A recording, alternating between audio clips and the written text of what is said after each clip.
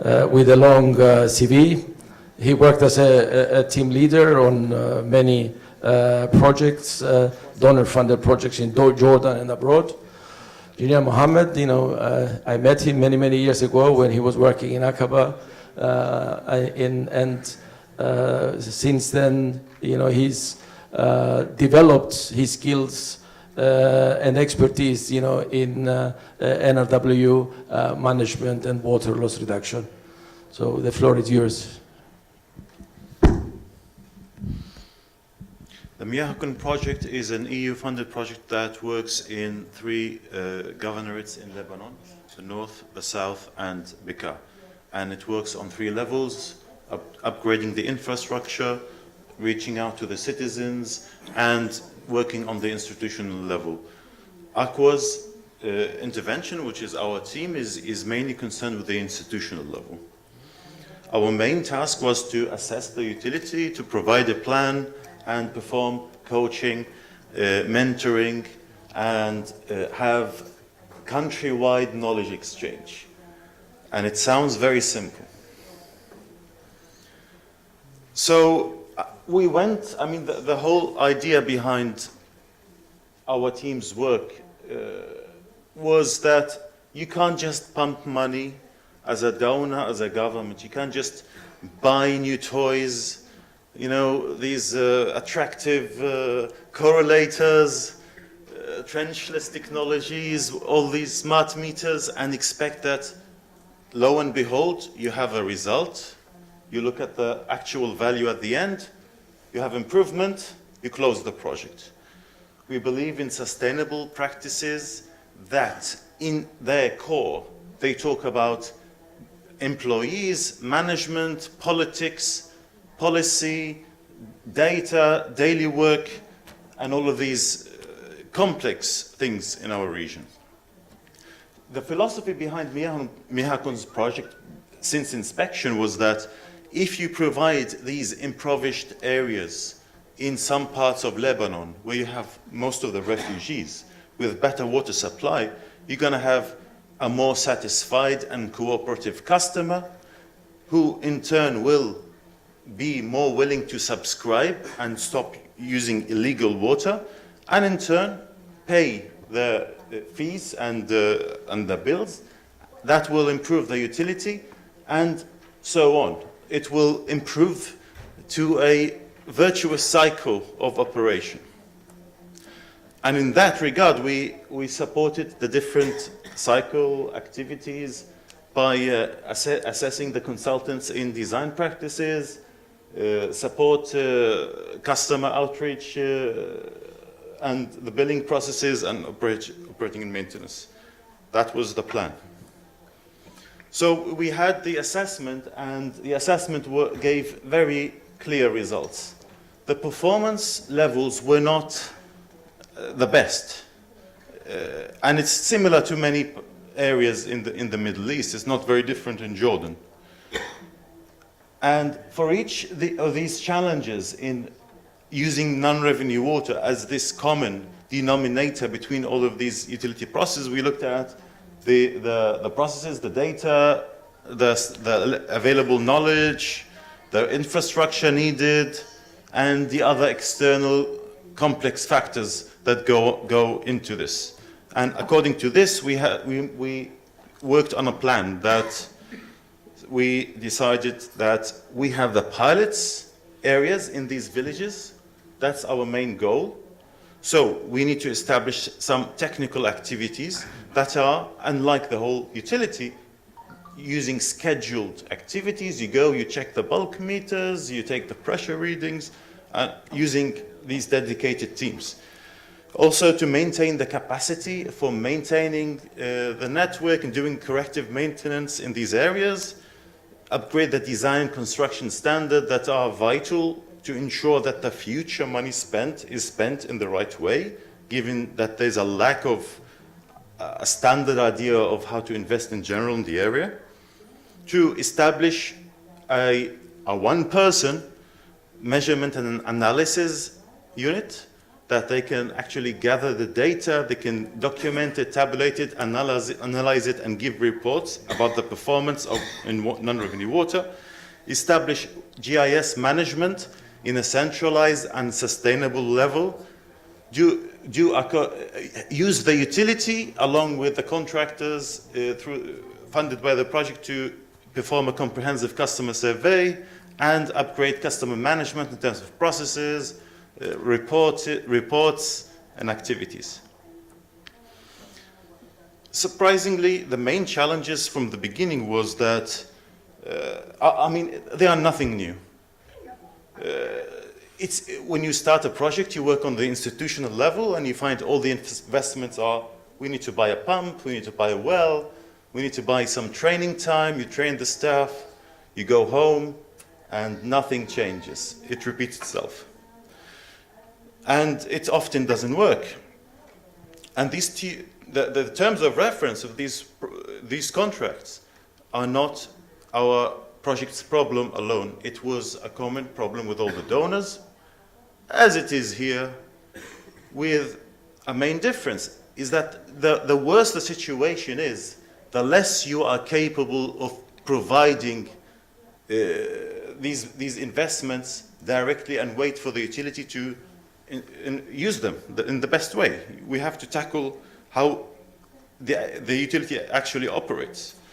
For example, a TOR could be buy the utility an ERP system, but they forget we need to design the processes, we need to analyze the processes that are the basis by which we customize this ERP system. And many different players, we have different donors working with different agendas, with very weak coordination. The main coordination tool available is that if you work in an area, I will stay away from it. There was no integration, no complementary relationship between all the efforts and the investments being made. The Miyah Hukun project was actually an initiator on various occasions on let's bring all the donors together, let's build a unified strategy and complement each other. And this challenge is still ongoing. We did manage, however, to work with the utility. We found many smart people in these utilities, many eager people, some not so eager, some not so passionate, but many are very passionate. But these people, after these training sessions, they still have to go to the daily work. They are not specialized in these fields. We are training them, and this is another challenge we need to work on. We are focusing on these pilot areas. These are just examples of 2 villages. Let's do certain basic things: asset inspection, pressure logging, how to use that data, how to make decisions based on that data and not just do them. We used a simple water balance to make them understand, to help appreciate the uncertainty error and how it comes from not having accurate meters, meaning that all our data cannot be relied on for decisions, and this is why we have to actually calibrate the bulk meters, etc.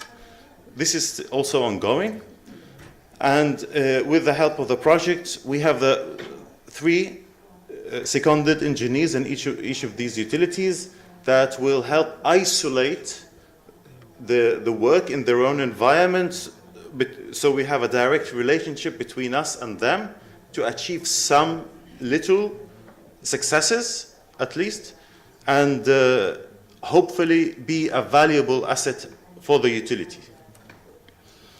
Well, working now on hydraulic assessment and assistance in hydraulic modeling. Many contractors have different standards for hydraulic design. Many opportunities exist in at least doing a very quick and simple initial assessment with the available data. Pinpoint what are the main investment opportunities for the future funding and the future donors that are coming, as well as help review the consultant work, support GIS, accuracy, and all of that.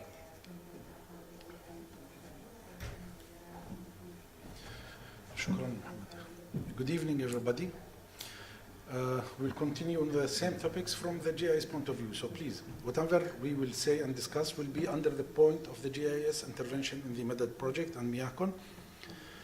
The thing is that when we started the study and the assessment in Lebanon, one of the main results that came out of the assessment in the PIP was the lack of the GIS usage and the GIS intervention and integration within the different systems.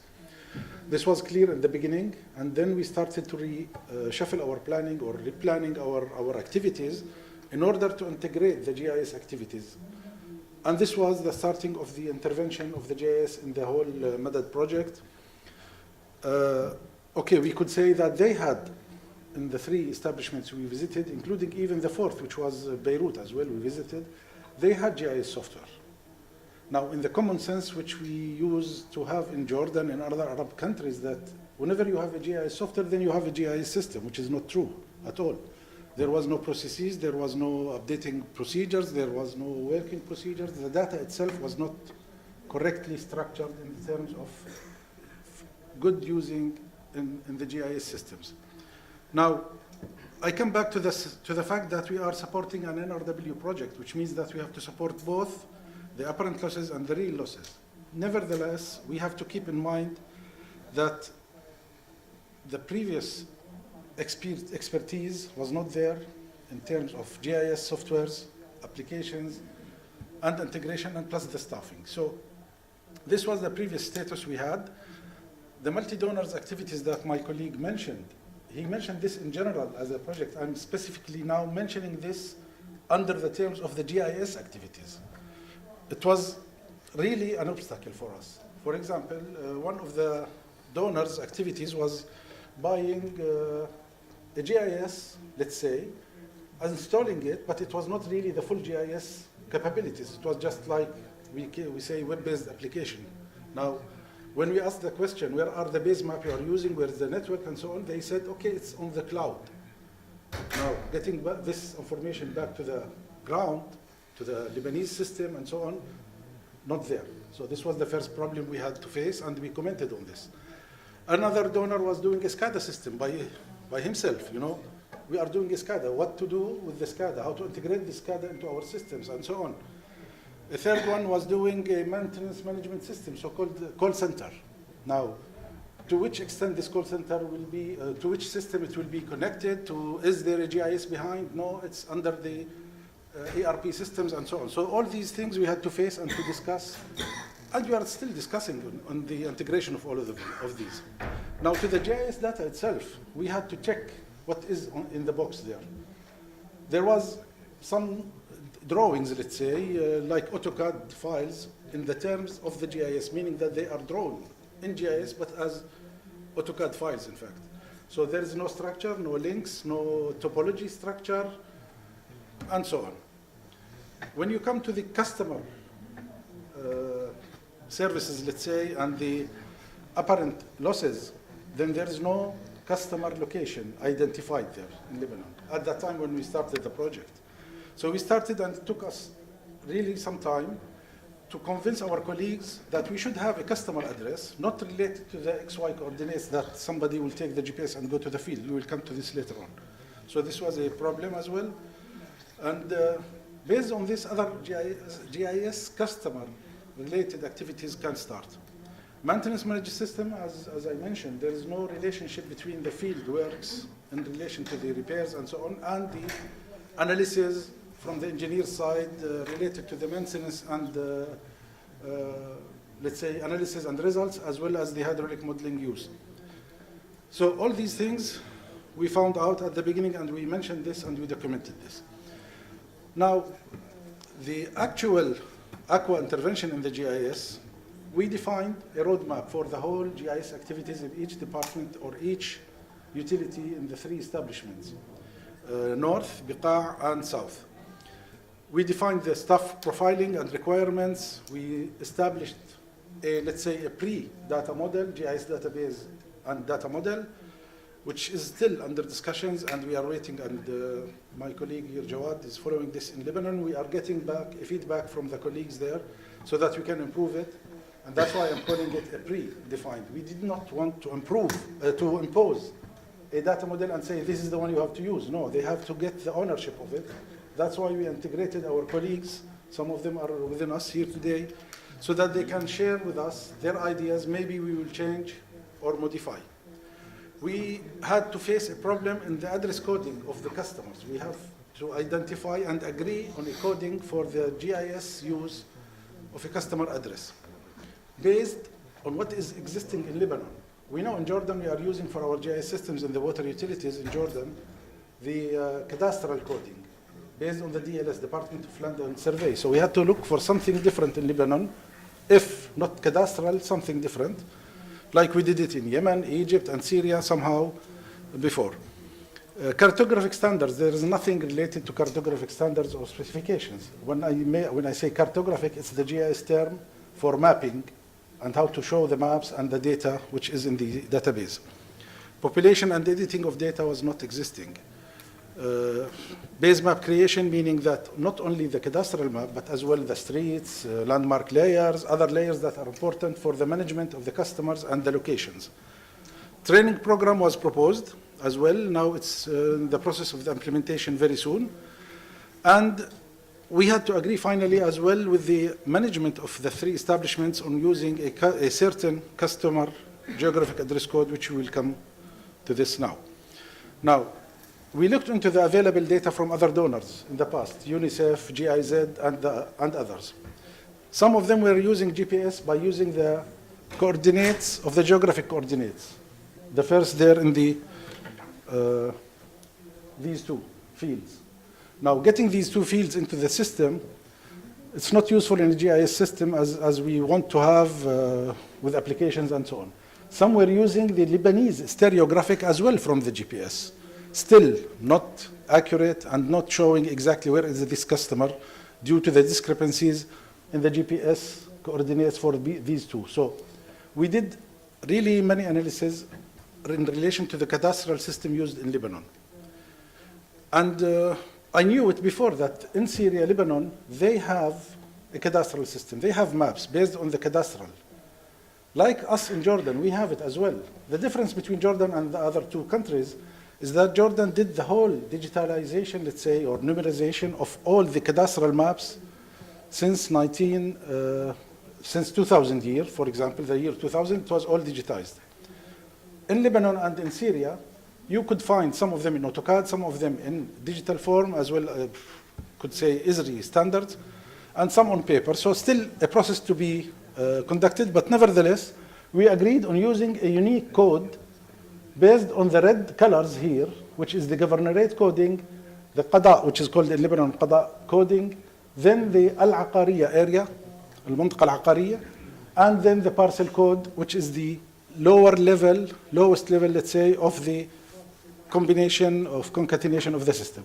The coding for each parcel is now concatenated like this one. So this one will appear in the GIS systems as well in the ERP system and any other related systems to be used. Now this is agreed with the management of the LCs, the water establishments, and based on this, we will continue our next phase in the project. Now, what we have to do in the future is simple. I cannot now, for the Lebanon case, in this presentation, show you results with maps and so on. We are starting.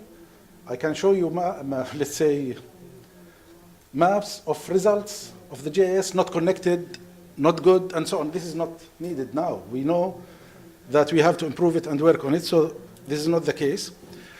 Now, in our coming plan, we will assist the GIS unit creations in the three establishments. We were waiting for some administrative decisions to be taken and then staffing. We set up the training plan, and soon we will continue on implementing the training plan for the staffing.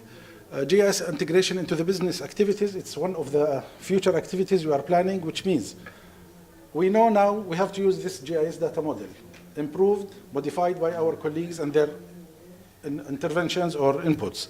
Now, this GIS data model, we will have to integrate it with the actual ERP system ongoing, being developed by a third, let's say another donor, okay?